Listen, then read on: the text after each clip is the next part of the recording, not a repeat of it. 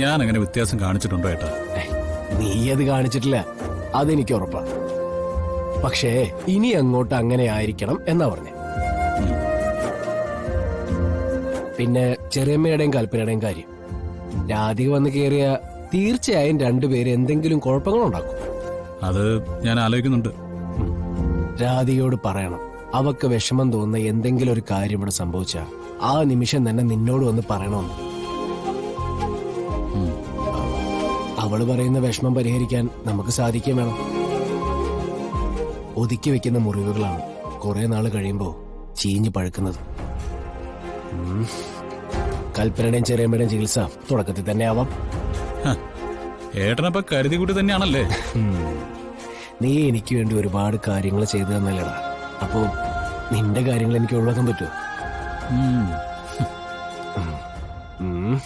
ഇങ്ങോട്ട് വന്നേ. കൊള്ളാം, മണവാളന്റെ ലുക്കൊക്കെ കൊള്ളാം. പെർഫെക്റ്റ് ആണോ? പിന്നെ എന്റെ അനിയൻ എപ്പോഴും 100% പെർഫെക്റ്റ് അല്ലേടാ. അതെങ്ങനെയാ? ഏട്ടന്റെ അല്ലേ അനിയൻ, പിന്നെ പെർഫെക്റ്റ് ആകാതിരിക്കോ? അന്നേ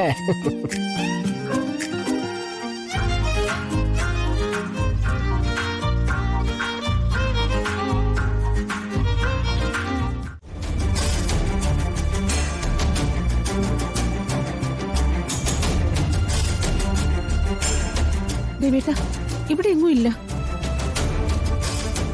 ഞാൻ ചോദിക്കുന്നോണ്ടൊന്നും തോന്നരുത്. വിവാഹം മുടക്കാൻ വേണ്ടി എങ്ങോട്ടെങ്കിലും ഇറങ്ങി പുറപ്പെട്ടു പോയതാണോ?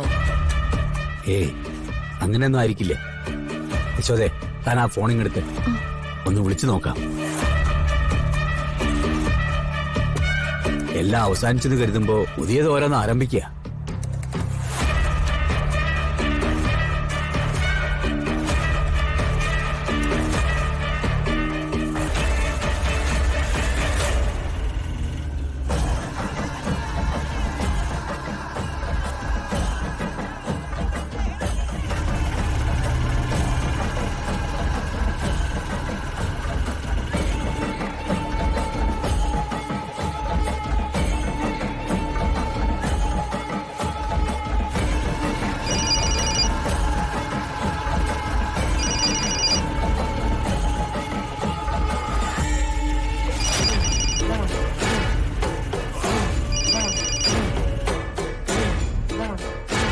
ബെല്ലുണ്ട്, പക്ഷെ എടുക്കുന്നില്ല.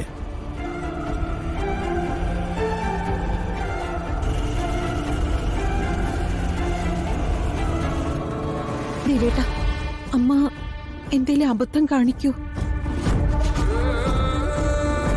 ഒന്നുകൂടി വിളിച്ചു നോക്കാം.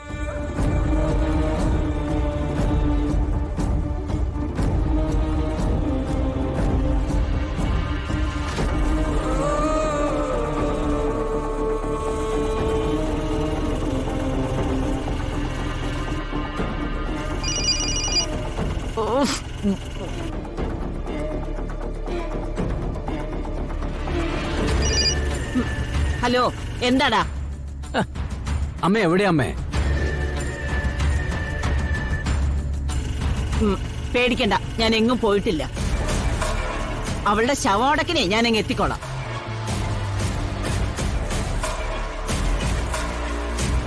എന്തൊക്കെ വർത്തമാനം അമ്മയെ പറയുന്നത്? ചത്തില്ലേടാ അവള്?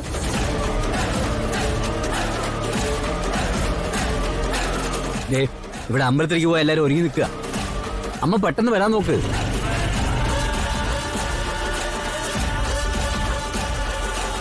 ആ, ഞാനേ ഒരു അമ്പലത്തിൽ പോയിട്ട് വരുന്ന വഴിയാ. ഇപ്പൊ അങ്ങോട്ട് എത്തും. ശരി.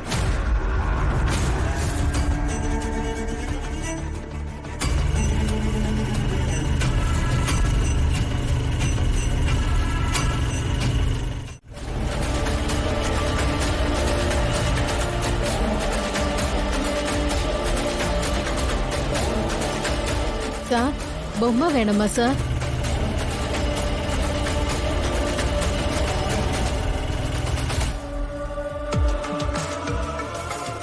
அம்மா வாமா. சார், பொம்மை வேணுமா? பாருங்க, அழகா இருக்கு. பாருங்க சார், பாருங்க. அழகா இருக்கு சார். வேணாமா? வாமா, பாத்து வா.